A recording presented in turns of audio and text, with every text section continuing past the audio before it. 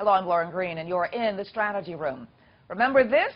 Well, that's actor Clint Eastwood addressing an imaginary President Obama during his speech at the 2012 Republican National Convention.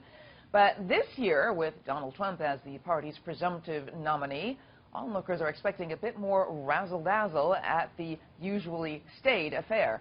Joining me now to discuss are Iona College professor Jeanne Zaino and Republican strategist Brian Morgenstern. Welcome to you both. Thank you. Okay, so at first we were talking about a contested convention. Now, Trump is pretty much going to be the nominee, we believe. Jeanne, do you think it's going to be a real memorable convention?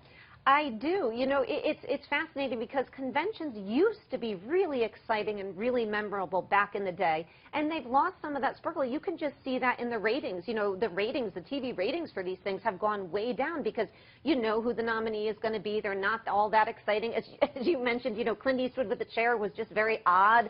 So, I can't imagine Donald Trump, if he has his way, and again, he's got Paul Ryan, who's the head of the convention, so he may not get his own way totally. But I think he is going to at least pick up the audience, because I think part of what's fascinating about Donald Trump is you don't know what to expect. And here's something that, somebody who likes to go big, as we all know. So I think at the very least, the first night, the second night of the convention are going to be, much-watched TV. Maybe it's going to be the Miss Universe pageant again on the convention. I mean, Brian, could the celebrities just come out of the woodwork for Donald Trump? Oh, of course. I mean, he said he's going to a talent agency to hire up for the lineup.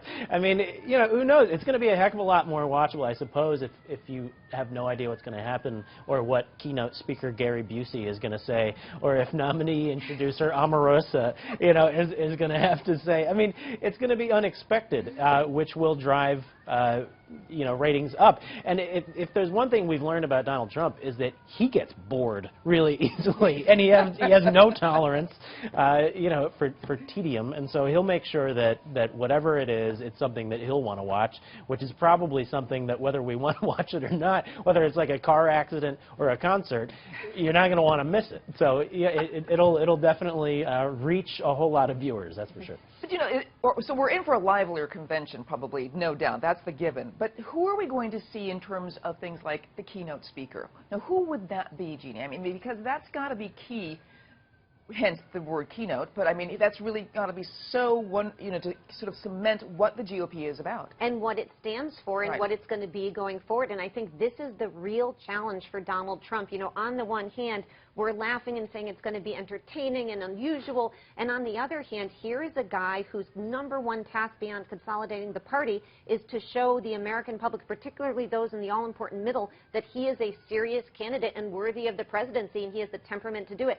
So, on the one hand, you can go to a talent agency, and on the other hand, is he going to be, reading off a teleprompter? He doesn't do that particularly well. And then, as you mentioned, who do you bring in as a keynote? Do you bring in somebody incredibly entertaining, a Gary Busey or one of these people, or which I doubt he would bring in as a keynote, or do you get somebody serious and a little bit less, perhaps exciting? And I don't know who we're going to see yet, but, Donald Trump is going to have to walk a very tough line. I have to say, I wouldn't want to be on his campaign trying to help him make these decisions, because they're probably going to be a big split in terms of the direction to push this thing in. Brian, does the GOP, does the Donald Trump team have to bring in establishment politicians in the GOP to speak at the convention? Do they have to make sure those people are there and in prominent positions? Not at 11 o'clock in the morning, but, prime time. Right. I think they'll view it as important in terms of walking a line between entertainment and actually being a Republican and having some name brands there.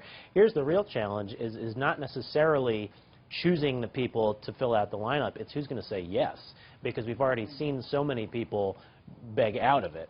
Chris Christie, of course, endorsed early, but he gave the keynote last time and didn't get really good reviews, So he's going to have to go outside the norm. Rubio did the introduction last time, got great reviews. He would probably be, if it weren't Trump as the nominee, would probably be next up to be a keynote type person.